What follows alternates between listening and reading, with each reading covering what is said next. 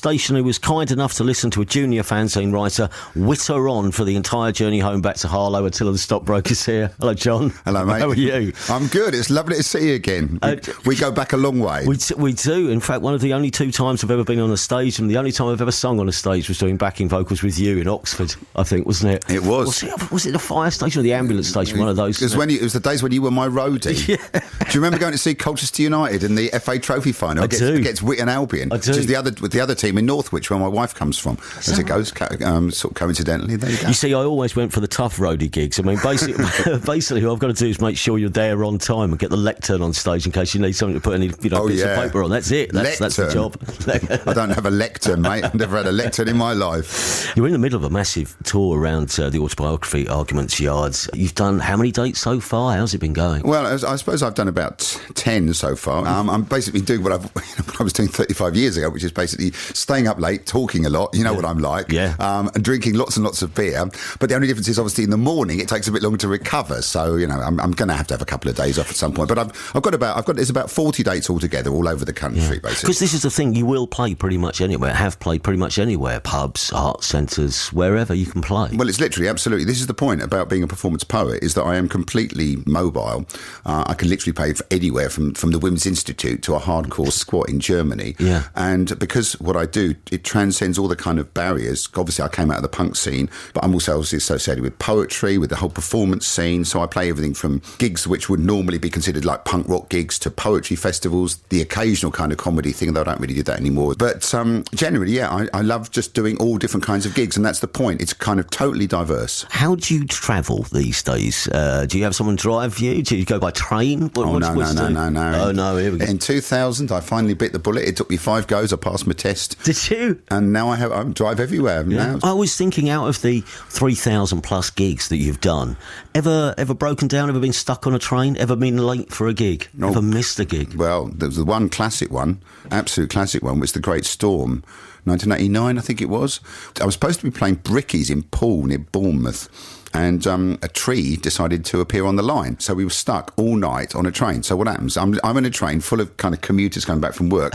So what happens after about 2 hours of this? I mean, again, you know what I'm like. Yes. They were a captive audience. I do a gig. It actually went very, very well. That, along with filling in for Donny Osmond, which I'm sure you've read about in the book, is one of the more extreme gigs that I've done. We'll get to the Donny Osmond story. That's a cracker in a second. As you were talking about the book and going back, if we can tell part of the story, because there are things in this book which I didn't know about you from the very early days, I suppose. But you were quite a quiet child at quite a posh school. I wasn't really quiet. I was very stroppy, but I was very sad. Yeah. Very, very early on. I went to this charity boarding school, basically set up to educate intelligent kids from poor backgrounds, and I won this scholarship. I did really win the 11+ exam. My father died horribly in front of me from a brain tumour as I was doing my 11+, and he was both my parents from working class backgrounds, and his dying wish was that I won this scholarship. So I worked really hard, and I did, and I hated it for the first 4.5 years. I absolutely loathed it. The last couple of years were better, but by that time I was just so bolshy and disaffected. My mum remarried when I was 14, and I didn't get on with my stepfather. I mean, I'd like to do a poem about that a bit later on. But basically, I was absolutely determined by the time I was about 15, 16 that I was going to earn my living through words and music. And obviously, this was before punk, but I was inspired. I mean, the first band I loved was T-Rex, and I got into the Velvets and Mott the Hoople and all that stuff. And when punk happened, it was completely the most logical thing in the world for me. Absolutely. I mean, in every way, punk, musically and lyrically, was everything that I've been waiting for. And I was lucky enough to be 19 in 1977. As it says in the book, I was at Kent Uni. We put on some of the earliest punk gigs. We put on the Damned, I think the Damned's third gig, one of 999's very, very earliest ones. We put the adverts on supporting the Damned when the adverts really couldn't play. I heard Tim's interview with you the other week. And all that early stuff, it was an amazingly vibrant time. And of course, I got really involved in the Rock Against Racism movement. Yeah. And then I went to Belgium, played bass in a punk band over there, and got involved with Rock Against Racism over there, and there were loads of riots and stuff going on. By that time, I was certain I was going to be a bass player in it, and that's when I started as Attilla, shouting poetry in between bands at gigs. Yeah. And very, very quickly, things started to happen. It took a while for that persona too, because you did end up doing odd jobs here and there, and you ended up working in the city for a bit, hence the name. Well, I mean, that's the point. I mean, I've really only had 2 jobs. The only real jobs I had before that were shoving beer around or drink around to Gilby's warehouse in Harlow, and then working as a clerk in the stockbroking company, which is where I got the name from. One day, I mean, I just hated the job. They hated me. I hated them. I never intended to stay there, obviously. Someone said I had the manners of Attila the Hun. And I thought, Attila the Stockbroker, what a good stage name. That, you know, and that was it, basically. That was the start of it. Once I got the name, everything was happening. And your early gigs, what were they like? Because apart from, I suppose, John Cooper Clarke, there weren't many people doing what you're doing. I mean, the idea of a man standing up and delivering punk poetry must have been a bit odd at the time. Well, there was this bloke shouting at me and telling stories about dead cats. Yeah, I know. This is the thing, you see. That was the thing. It was 1980, 81. And I was in Harlow, and I was getting, obviously, with my mates, the Newtown Erotic. And the first gig I did was with the Unborn Dead, the Defects and the Condemned at Bush Fair Play Bar. And then I started doing lots with my great friends, the Newtown Erotics, who, of course, playing at the Big Borderline gig on Friday. And just went on from there. I was jumping up on stage in between bands. And then, quite quickly, I mean, the first thing was, obviously, I met the great Seething Wells, no longer with us, who was doing the same thing up north. He'd named himself after a sewage farm in Surbiton called Seething Wells. We did some gigs together. Red Saunders, an old mate from Rock Against Racism, came on the cassette, recorded the gig, said, I want to put this out as a single. We thought, okay, who's going to buy poetry on a record? He did. The next thing, of course, was happening. It's in the book. I was fishing off Shoreham Harbour, as I so often do, late night. Yeah, this is a brilliant story. It's told very well. It's a very poignant story, this. So you're back home, because obviously you're bearing in mind you'd lived in Harlow for a bit, so you're back home on the south coast. The only reason I wasn't living back there at all, because I'd say I didn't get with my stepfather at all. I came back because my mum had breast cancer, and I came back to look after her for a bit. And I was just back one weekend, Tuesday, Wednesday night or something. I was just fishing off the harbour arm, and suddenly John Peel said, now he's Attila the Stockbroker, and I nearly dropped my rod in the sea. And it was at that moment, I mean, he played 2 tracks from our first EP, Russians in the DHSS and A Bang and a Wimpy, and it was at that moment that I thought, this is going to work. I'm actually going to be able to earn a living out of this. And the feedback I got from that was just unbelievable. And then, of course, when I did my first Peel session, I went from playing to 20 people or just shouting bits in between punk bands to having 100, 150 people turning up to see me on my own. And it was just absolutely amazing, you know. And then, of course, very, very quickly, I got on the front cover of Melody Maker, and that whole ranting poetry thing became flavour of the month. And to be honest, I mean, the whole story of my life as Attila the Stockbroker was that funny kind of thing where I was flavour of the month before I was actually really that good. By the time I was really good, I was being told I was old hat. I mean, it's the way that I always phrase this. It's like to say, it's the entertainment industry of what it's the only area that's going to happen. You know, it's like putting an apprentice carpenter on the front of the carpentry magazine when he's just started. He can actually nail 2 bits of wood together just about. But when he's really, really good at what he does, telling him, look, you're rubbish, mate, go and be a plumber. I mean, it was ridiculous. By the time I was actually getting really good at doing what I do, I mean, the NME was saying I'd rather gnaw through their own arm than listen to my album again, you know? Which is an absolute classic moment. But it's also, you can expand it further, can't you? Because they were saying possibly not just you, but the whole idea of this ranting poetry was over. So that's actually not just saying you, the carpenter, should go and be a plumber. Carpentry's all over.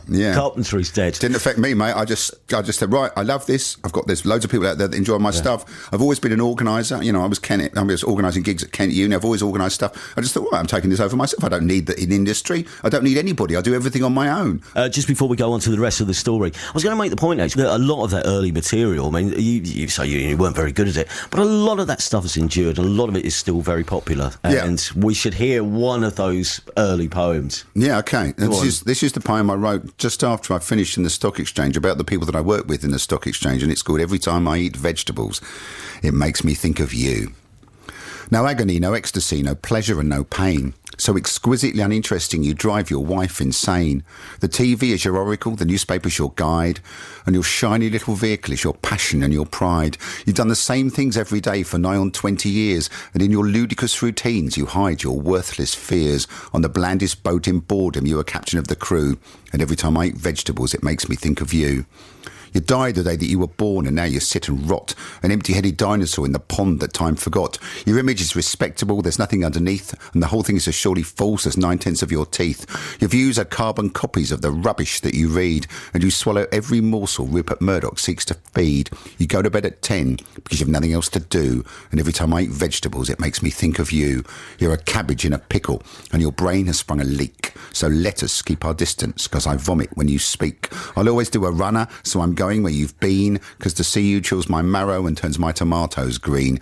You're an 18-carat cretin with a dandelion wine. So stick to your herbaceous border, and I'll stick to mine. And although this verse is corn, it's amazing, but it's true that every time I eat vegetables, it makes me think of you. Almost got me in trouble, that poem, the other day. I was reading your book on the tube and I got to that and Nigel wants to go to see. But I mean, people probably still, in very much the same way that with bands, they shout for obscure old songs. Yeah. Do you find people turning up and they've got one quite left of centre favourite of yours from anywhere in the last 30 years? Yeah, I mean, to a degree. I mean, there's still, there's quite a few people who kind of heard about me a lot in the early 1980s and then sort of thought I'd disappeared until the internet happened and then they found me again, But I think it's fair to say that now, the audience who come to see me now are very much aware that I'm in the here and now, and I'm talking about the here and now, and they want to hear that. And of course, up until now, Steve, and this is a very important point to make, we've only been talking about the UK. I mean, I've played in 24 different countries.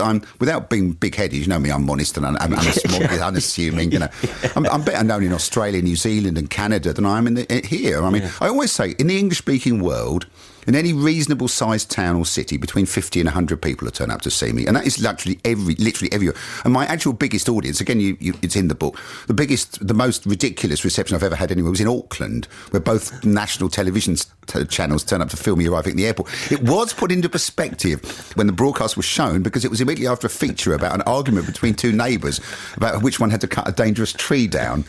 And immediately after this massive great piece of, in the New Zealand Herald, there were about 16 pages of fat sheep prices.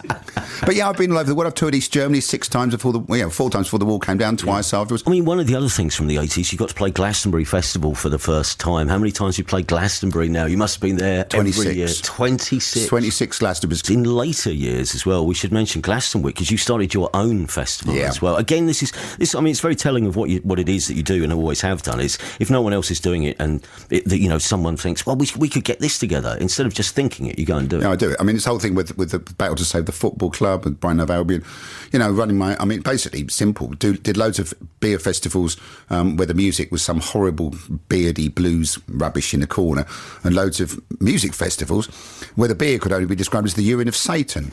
So I thought, well, okay, it's not illegal to have a beer festival with good music and a music festival with good beer. So I started Glastonbury, and it's now 550 capacity, never going to get any bigger. It's great every year. It's the 20th anniversary this year.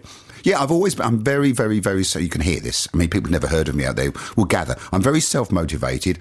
I do exactly what I want on my own terms, and basically it works. I mean, my message to everyone out there who's got creativity, who's got ideas, don't wait to get signed or for someone to spot you. Just get out there and do it. And if you're good at what you do, people will pick up on it and they'll take notice of you. What's it been like then writing the book? I mean, sitting down and actually writing a book. I mean, were there times when you've looked back and thought, I don't know why I did that, or actually I'm really proud of this? Both, I suppose. Well, no, I never thought, why did I do it? I mean, I basically, about 10 years ago, it was 10 years ago, a bit more than 10 years ago, I was running through Whitby with my mate Mick Thomas, and we were touring in the UK, and we wandered through Whitby and saw this little alleyway called Arguments Yard, and I said to Mick, look at that. If I ever live long enough to write my autobiography, that's what it's going to be called. And it was actually seeing the sign Arguments Yard which actually made me think, I'm going to do this. So in about 2004, I actually started to write it. But it was just about that time that my mother was diagnosed with Alzheimer's, and the sheer emotional strain, because she never went into a home. My wife, Rabina, and I looked after her all the way through that with the help of my stepfather. She never went into a home. Of course, we've got the family. I've got 4 stepchildren who were all growing up, and are still gigging all the time. And I just couldn't cope with the emotional intensity of doing all of that and writing it. So I put it on hold until she died in 2010. And really, from 2010 onwards, I was writing it. And I just thought that 2015, being the 35th anniversary of my first gig, would be a good time to bring it out. Yeah, no, great. Yeah. And it's a story of absolute determination and an awful lot of fun. I mean, I've been all over the world. I've had the most ridiculous things happen to me. Well, all right. Shall we do some of the most ridiculous things? Is at this point, then, you stood in for Donny Osmond at the Marquee. I did. It was completely surreal. I mean, I could even do it as a rap. Donny Osmond was booked to play the Marquee, too scared to fly, so they asked me. 1 day's notice, come on Attila, fill in for Donny, it will be a real thriller. Now, it's never been in my plans to do a gig for Donny Osmond fans, though half were quickly out the door. The rest really liked it. I got an encore, and what did I do for the encore? And they called it Puppy Love on the Mandola. And now doing the book tour around the country, I get everyone singing along to Puppy Love. Yeah, I mean, standing for Donny Osmond at a gig, being supported by the Manic Street Preachers. That was really funny. Being thrown out of my own gig by John Cale. Oh, that's a good story. That is a very good story. My all-time, I think, honestly, as someone who's done some classical training, who loves experimental music, who adored the Velvet Underground, and who absolutely loved loves Cale's songwriting. It was the most... I had the chance to support John Cale. I did the gig. I got an encore. And he was, for some reason, really, really angry with me. I don't know why. Yeah. And he started really having a go at me. And I was thinking to myself, if he actually carries on like this, this could actually end up being a fight. But at that point, the bouncer, he threw me out. John Cale asked the bouncer to chuck me out of the gig. So there it was. I mean, there's so many fascinating insights into the real world and how it was, particularly during the 80s. There's also some stuff about your band Barnstormer. Will be one of the groups appearing on Friday at the Borderline in London. For all the other dates which are happening in the next month, 2 months. Couple of months. No, up to the end of November and a few of December. Yeah, see the website, John's website, will have all the details. You're going to finish with another of your poems, though, before we run out of time, because this is in the book, but this is a particularly moving piece of work. Well, when I was 14 and a half, very disaffected at school, my mum announced she was going to get married again. And I met my stepfather-to-be, and he seemed like a nice, quite quiet, nice chap. And he was quite nice to me. And then the day they got married, they didn't go away. And I was sitting in my bedroom playing Electric Warrior, as I did over and over again at that time. And he came in and he said, "Would you turn the music down, please, John?" And I said, "But you've never worried about it before." He said, "I'm the head of the household now." Now, you know what I'm like now, Steve. Imagine what I was like when I was 14 and a half. 37 years later, I wrote this poem. It's completely true. And it's called Never Too Late. My father died when I was 10. And when she dried her tears, Mum met you in the choir. She'd known of you for years. I was so pleased when she told me that she would be your wife, and I looked forward happily to a new man in my life. But you were the classical singer who thought rock and roll was junk, and I was the Bolan boogie boy who soon became a punk. You were the civil servant for whom everything had its place, and I was the left-wing activist, out there and in your face. Yes, you were the head of the household, and I was the stroppy kid. We wound each other up for sure. We flipped each other's lid. But later, we both learned so much, and something new began. And here's a poem I wrote for you, you decent, gentle man.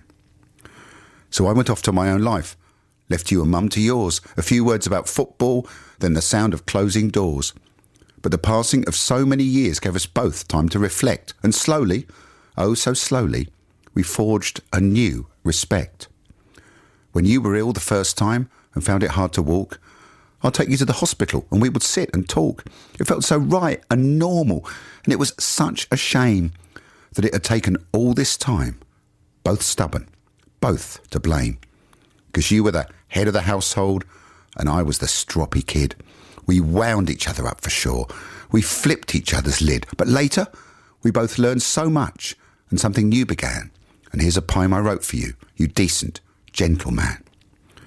When Mum came down with Alzheimer's, 5 years you cooked and cared, and we were round there every day, so many thoughts were shared.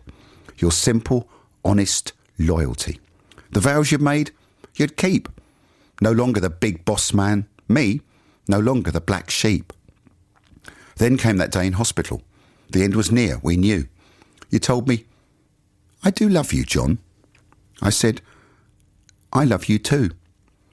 You took my hand and squeezed it. Our eyes were filled with tears. The first time that we'd said that. It took 37 years. Because you were the head of the household and I was the stroppy kid. We wound each other up for sure. We flipped each other's lid. But later, we both learned so much and something new began. And here's a poem I wrote for you, you decent, gentle man. It's never too late. Never too late. Never too late to say you love someone. And if it wasn't too late for me and John, then it's never too late for anyone.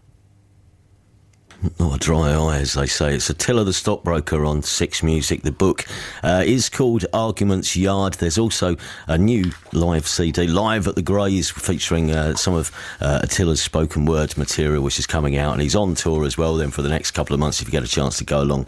John, it's been lovely seeing you, fella. Absolutely, man. Yeah, it's as I say, the only other thing I'd like to say about it, it was great because Cherry Red put out my first couple of albums in the early 80s. They gave me a real leg up with that Pillows and Prayers compilation, I'm sure you remember. And it closed the circle after so many DIY produced books and CDs to actually ask them, 33 years later to do my autobiography, and I'm really pleased they've done it, and it's great. Big up to Cherry Red, main sponsors of AFC Wimbledon. I knew we'd get football back in somewhere. Six Music. You're supposed to take an interest in what's happening now and what's going to happen next. Ladies and gentlemen, the BBC Music John Peel Lecture. Musicians need to be heard, judged, and if possible, to be paid. The end point is women being coerced into demonstrative behaviour in order to hold on to their careers. Now with the internet, it's a good thing that people can choose to hear stuff and investigate it in their own way. This year, the BBC Music John Peel Lecture will be coming live from the British Library, and Six Music have asked me, Brian Eno, to give it. Exploring the ecology of culture and its influence on society. This Sunday night at 7 on BBC Radio 6 Music. The National Anthem. Six Music. Thank you, Attila. Russ in Brighton's just got in touch to say I never really knew much of Attila's work. Heard of him from listening to John Peel in the 80s, but nothing since. That particular poem was amazing. Yeah. Arguments Yard is the name of John's book. Right, today's national anthem, and we were looking today for a song to dedicate to a mighty Meccano footbridge. It's a footbridge which spans the Clarendon Dock in Belfast, a temporary footbridge, all made from Meccano, engineered